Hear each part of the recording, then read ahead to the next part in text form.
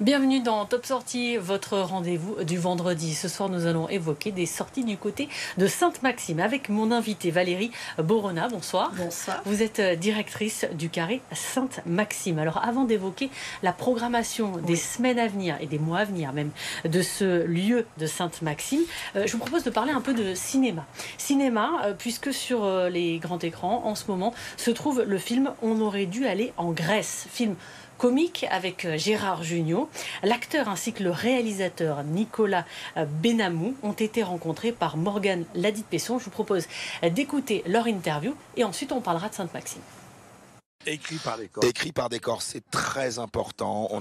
Écrit parce que on insiste beaucoup sur le fait que les pinzous, ou les continentaux, comme on nous appelle en Corse, ça veut dire les pointus, ceux qui parlent pointu. on est minoritaire en fait dans ce projet parce que depuis la genèse même de l'histoire, les Corses sont très présents et en fait les scénaristes ont prouvé une grande capacité d'autodérision et c'est ça qui nous a permis de se sentir un peu légitime, de mettre un pied sur cette île merveilleuse pour aller non pas se moquer d'eux mais rigoler avec eux et mettre en scène leur capacité d'autodérision. Donc c'est vraiment un film made in Corsica à fond, quoi. Mais avec l'humour corse et surtout, ils se moquent d'eux-mêmes. Et puis bon, c'est vrai que les Pinsuti, ils morflent un peu. Enfin, c'est eux qui font que des conneries. Le background, Voilà. c'est la Corse. Mais moi, ce qui me plaît, c'est qu'il y a une vraie comédie à vaudeville avec des péripéties. Et surtout cette famille déglinguée, décomposée, qui va se recomposer grâce à tout ce qu'ils vont prendre dans la tronche.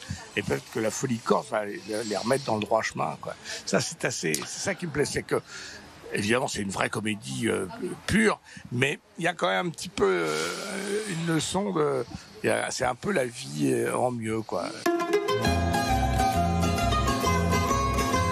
Oh, mais quelle merveille! On va être bien ici. Il y a les moyens de virer de la roche. Ah, mais tu m'étonnes, vu les scandales dans lesquels il baigne, il peut, hein. Je la trouve carrément plus stylée que celle qu'on louait en Grèce chaque année, non? Elle a un truc en plus, elle est gratuite. Bonjour. Serena Campana, votre voisine. Je vous ai amené des embrouilles de chatte.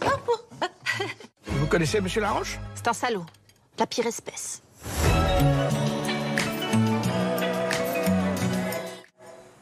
Voilà pour cette interview qui évoque donc ce film en rapport avec la Corse. Maintenant, on parle avec vous de votre actualité concernant le Carré Sainte-Maxime. Alors d'abord, on va évoquer le lieu et sa spécificité. C'est une scène d'intérêt national. Qu'est-ce que ça signifie? Qu'est-ce que ça change? Alors, c'est un théâtre qui a 15 ans et nous avons reçu cet été de Rachida Dati, Madame la ministre de la Culture, cette appellation de scène conventionnée d'intérêt national. Donc évidemment, on était très heureux parce que c'est une reconnaissance du rayonnement régional et national du Carré. L'État va nous accompagner. Mais je tiens quand même à souligner qu'à l'origine de ce projet artistique pour lequel nous avons bénéficié de cette appellation, il y a la volonté politique forte d'un maire qui est le maire de Sainte-Maxime, Vincent Maurice, et de son élu à la culture. Et il faut le rappeler parce que quand même, il faut un fort engagement politique pour porter ce type de projet. Ce qui est de grande ampleur. Parce que c'est pas évident à porter ce type de projet. Parce que c'est un projet qui nécessite un engagement d'un maire envers son territoire, une compréhension de ses attentes, et le grand succès du Carré, y compris le succès public, vient montrer que c'était vraiment en parfait accord avec les besoins des administrés. Alors pour les prochains spectacles jusqu'à la fin de l'année, vous avez décidé de programmer des shows sur le thème du merveilleux. Pour quelle raison? Alors, parce que les jours raccourcissent, les fêtes de Noël arrivent, donc on souhaitait pouvoir immerger le public dans un esprit de Noël, fêter avant l'heure avec lui ces fêtes.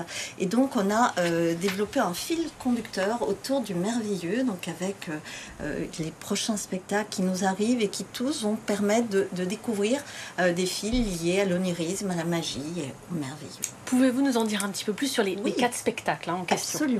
Donc, le prochain spectacle, c'est Invisibili d'Aurélien Bory. Donc, c'est un metteur en scène inclassable parce qu'Aurélien, il touche à tout. Il mélange tout, la danse, la musique, le théâtre.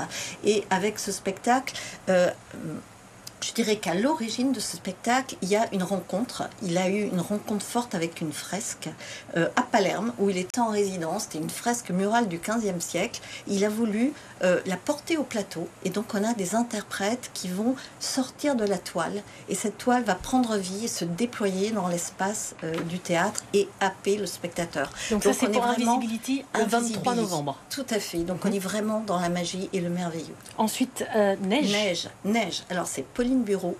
C'est un spectacle pour le tout public et les familles, très librement inspiré de Blanche-Neige.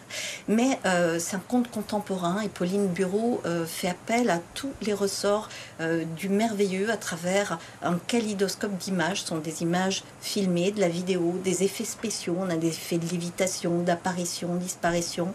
On est dans une forêt enchanteresse, c'est la nuit. Il y a des animaux qui passent.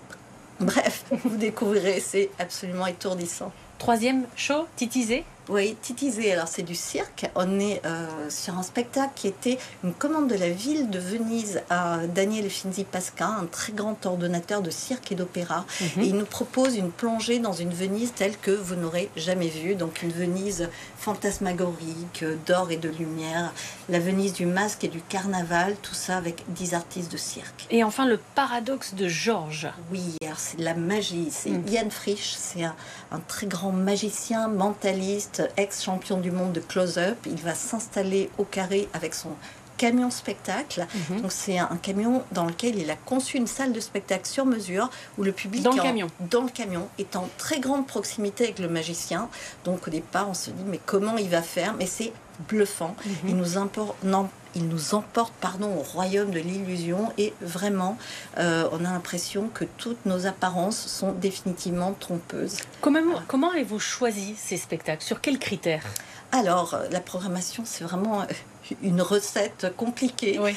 Il y a évidemment le fait de voir ces spectacles, de suivre les artistes, les connaître, et puis ensuite de composer cet équilibre de programmation pour que tous les publics puissent trouver dans une saison 1 à 2 à 3 spectacles qui vraiment leur parlent, correspondent à leurs attentes. Donc il y a l'exigence programmatique, il faut que chaque spectacle dans sa discipline soit vraiment d'un haut niveau, on puisse défendre une qualité programmatique et ensuite ils doivent apporter des couleurs particulières. Il a ce fil du merveilleux s'est construit là sur cette fin novembre et ce début décembre pour les fêtes. Merci beaucoup Valérie Bourgonnat d'avoir parlé de cette programmation et de ce lieu, directrice du Carré Sainte-Maxime. Je donne rendez-vous à nos téléspectateurs lundi. Alors lundi ce sera Arthur Descudé à cette place pour l'émission Sport tout terrain et l'invité sera Loïc Bruni, champion du monde de VTT.